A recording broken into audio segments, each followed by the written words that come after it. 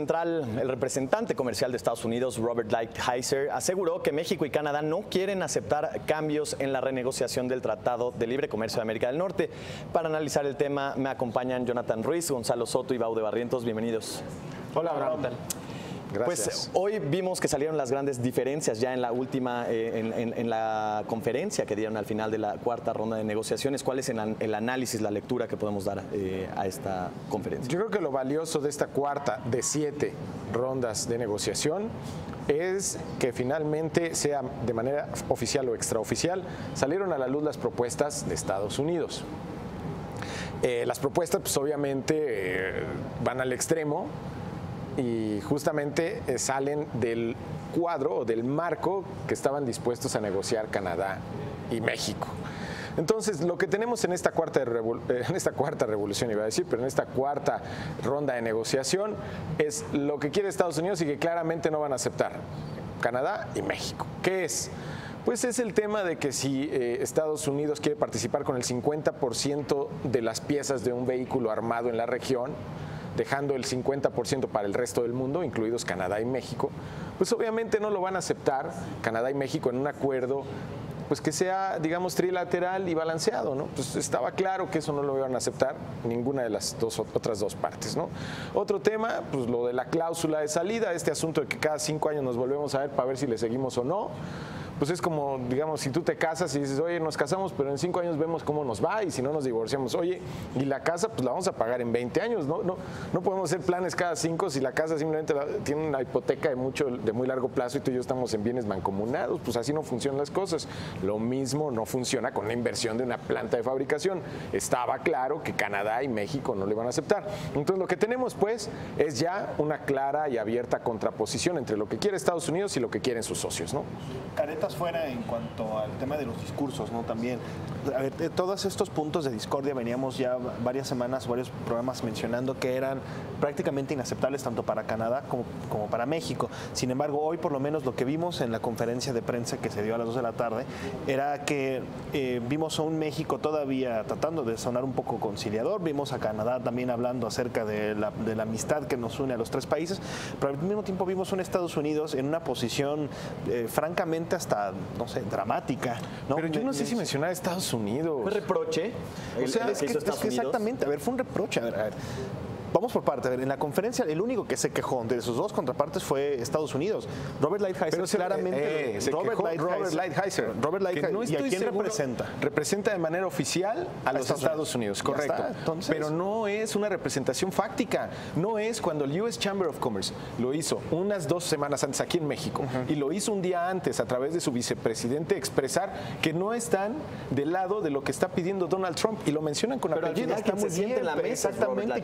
Quien está representando en la mesa a Estados Unidos es Robert Lighthizer. De acuerdo. Quien está representando a México y a Canadá en ese momento es Chrystia Freeland del lado canadiense, es Guajardo del secretario Guajardo del lado de México. Robert Lighthizer es quien a nombre de Estados Unidos le manda a decir a los 2 países que no quieren ceder en sus posturas, que son francamente inaccesibles. Vaya, no se puede, ninguno de los 2 países puede ceder en esa parte. Es Robert Lighthizer quien está representando a la administración. Es Robert Lighthizer, gracias. Quien representa a Estados Unidos. La postura de Estados Unidos pues, es de ganar-ganar, ¿no? Para ellos. Al poner toda esta serie de cláusulas, incluso agregando la de compras de gobierno, pues ellos simplemente están pidiendo la carta a Santa Claus y lo que logren es ganancia.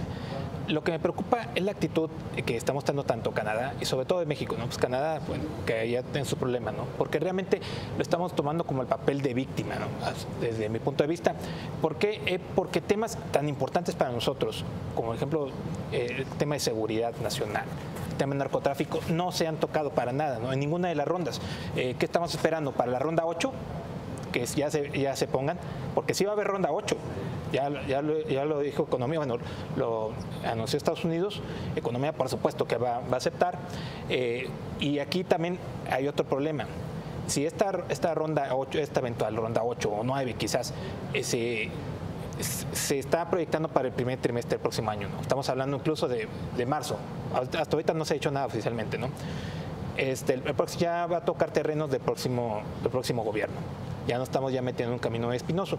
Pero a lo que voy es de que ya incluso hace unos minutos el Consejo Coordinador Empresarial ya señaló que va a tocar base con AMIA.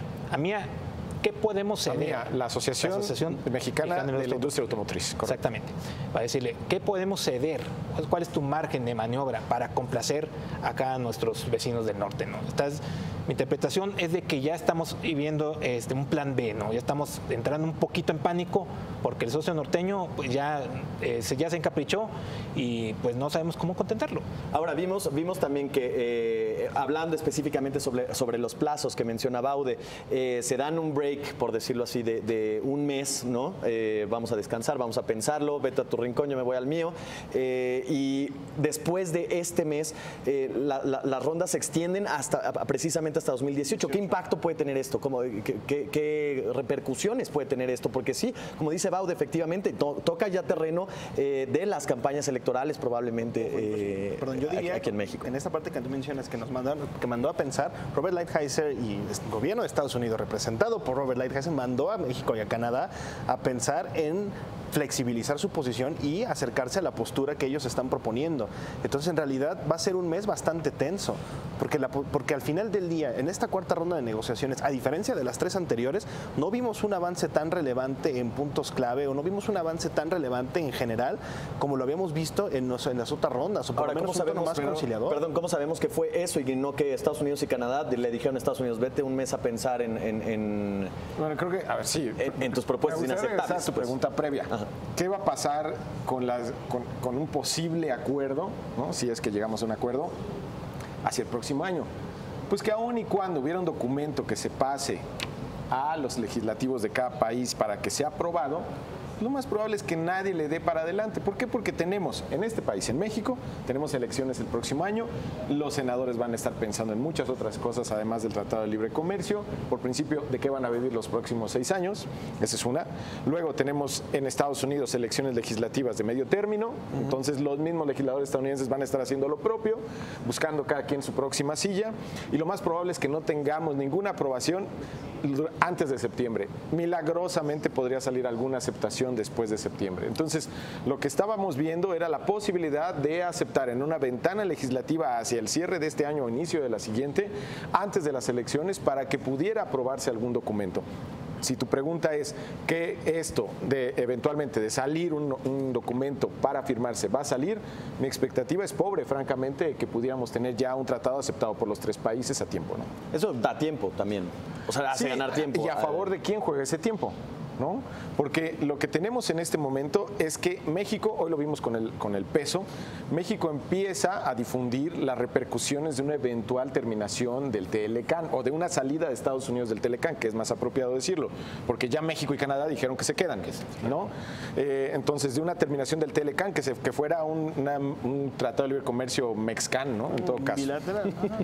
Entonces, en esa eventualidad, lo que está diciendo Guajardo desde hace días es, señores, el 80% de las exportaciones mexicanas ya se hace bajo normativa de la OMC, no requiere del TLCAN.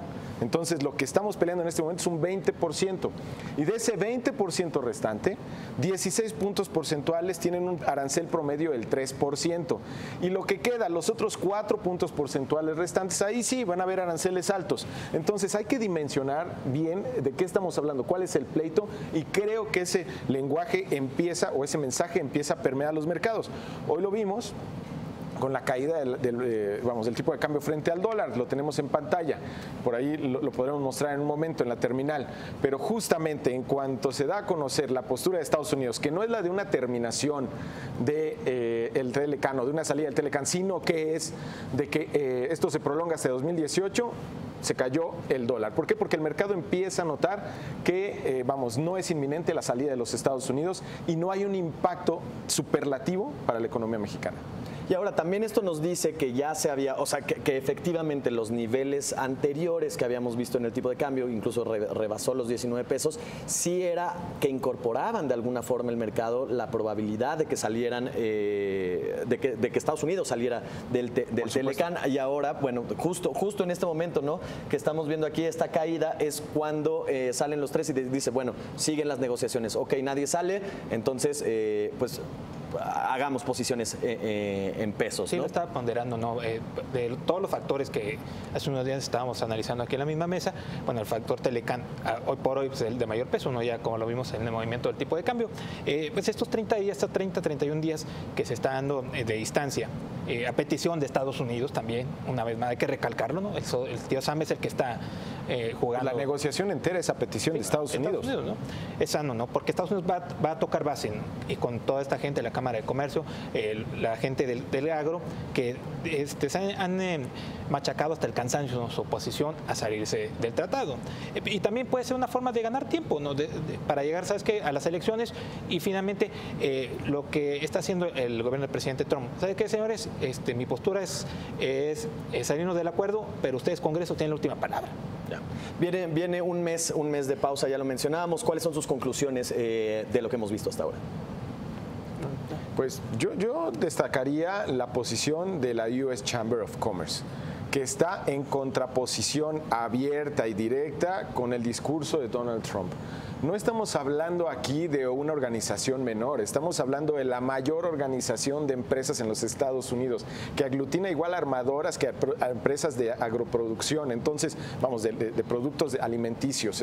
Y ese sector está en contra de lo que quiere su presidente. Le está pidiendo que, lejos de cerrar el Telecán, abra más mercados, que se está adelantando hacia en la apertura de otros mercados, que hay una negociación entre Canadá y la Unión Europea, hay una negociación vigente en este momento entre México y la Unión Europea para renovar el Tratado de Libre Comercio entre estas dos regiones, que hay otros tratados, que el TPP no murió por la salida de Estados Unidos, que hay todavía una posibilidad de hacer un tratado asiático, y mientras Estados Unidos camina al revés. Lo que quieren los empresarios de Estados Unidos es más apertura, no menos.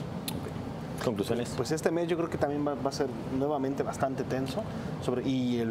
Lo que mencionabas en tu pregunta es el 2018 se puede contaminar gran parte de la negociación, porque si bien la US Chamber of Commerce pide que se abran más mercados, los electores estadounidenses puede que pidan exactamente lo contrario, y la parte política, cuando se combina con la parte de la negociación, el Telecán puede resultar una mezcla bastante dañina para la negociación y para las conversaciones entre los tres países. Correcto. Baude. Sí, con esta cuarta ronda pienso de que, bueno, ya que una vez Estados Unidos ya destapó su juego, ahora México no tiene que estar jugando dentro de su propia área chica, ¿no?